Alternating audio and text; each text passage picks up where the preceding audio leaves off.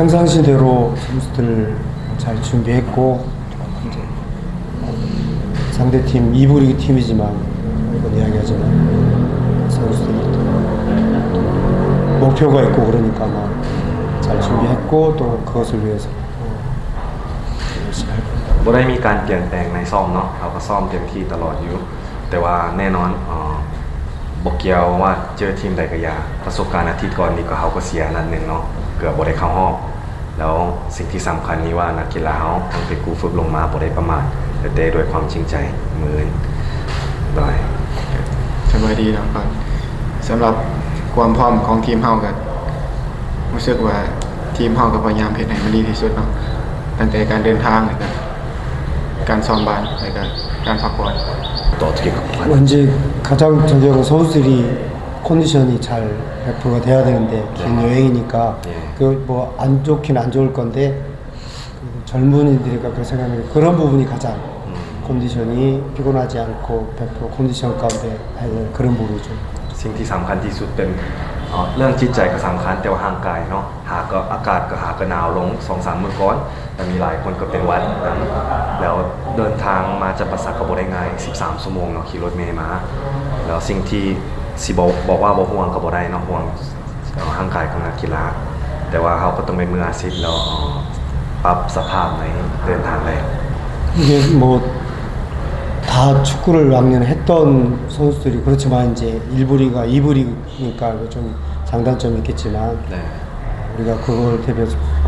교만하지 않고 겸손하게 이런 경기에 임하면은 좋은 결과가 있지 않을까 그렇게 상대팀도 보니까 뭐 플레이도 뭐 2부 리그 안에서는 좋았지만 결정력 부분이나 몇 가지 있지만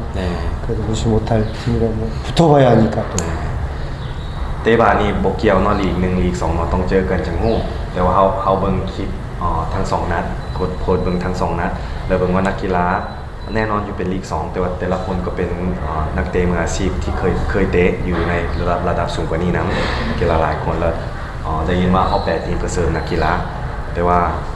เฮาก็สิบ่ได้เปลี่ยนสไตล์หยังแต่ว่าถ้าเฮาสิมีความใส่สนะก็คือเฮาเว้าที่ก่อนนี้เนาะว่าถ้านักกีฬาเต็มที่ในแผนที่เฮาซ้อมมาก็สิมีคนที่ดี뭐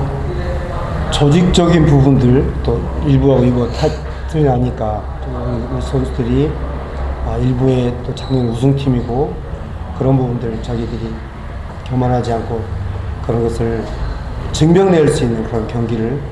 뭐 여러 가지 뭐 빌드업이나 수비적인 부분이나 여러 가지 면에서 또 1부와 2부 차이가 다르다고 아마 선수들이 알고 있을 것도 그거를 보여줄 거라고 이렇게 생각하고 있다. โค้ชคิดว่านัดนี้เป็นนัดที่โชว์ฝีมือของเอสลาได้เนาะว่าเขาบ่ได้ฮอดจุดนี้ง่ายๆมาฮอดเป็นแซมปีกายนี่แซมทั้งบันถ้วยบันลีกเนาะแล้วมาตอนนี้ก็อยู่ในเราลีกก็กำลังนำตารางอยู่เฮามาฮอดจุดนี้ก็บ่แม่นสิ่งที่ง่ายแต่ว่าเฮ็ดได้ย้อนทีมเวิร์คเฮาย้อนเฮาเป็นอันนึงอันเดียวกันแล้วเต็มที่ในระบบเนาะแล้วถ้า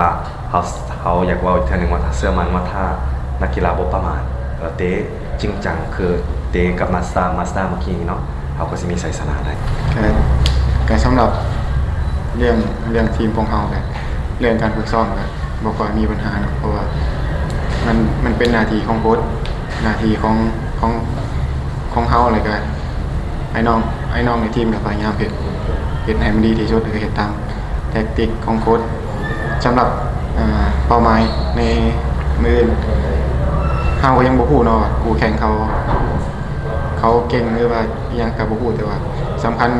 เฮาก็บ่ได้ประมาทคู่ต่อสู้ก็พยายามให้เกียรติเขามันก็มีแต่แข่งมีแต่2นัดเนาะเพราะว่าเฮาเป็นกลุ่มเจอทั้งสารวัตรแล้วก็มาดาเฮาก็ได้ประสบการณ์ทั้ง2นัดแล้วก็ได้บทเรียนทั้ง2นัดแล้วก็พยายามปรับปรุงข้อผิดพลาดทั้ง2นัด 네, 팬들 너무 감사합니다. 올해도 같이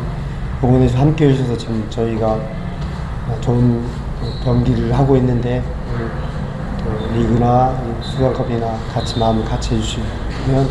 선수들이 그 보답을 할 수 있도록 좋은 결과 드릴 수 있도록 하겠습니다. 너무 감사합니다, 팬들께. ขอบใจก่อนทุกอย่างแฟนบ้านต้องขอบใจที่สุด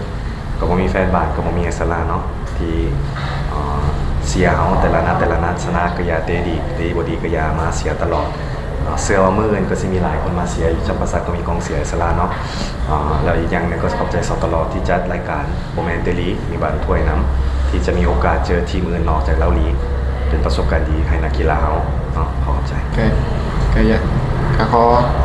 ก็อยากขอบใจเนาะทางสปอนเซอร์ต่างๆที่จัดรายการนี้ขึ้นไปอยากขอบใจแฟนบ้านที่สนับสนุนสโมสรมาตลอดนะครับอยาก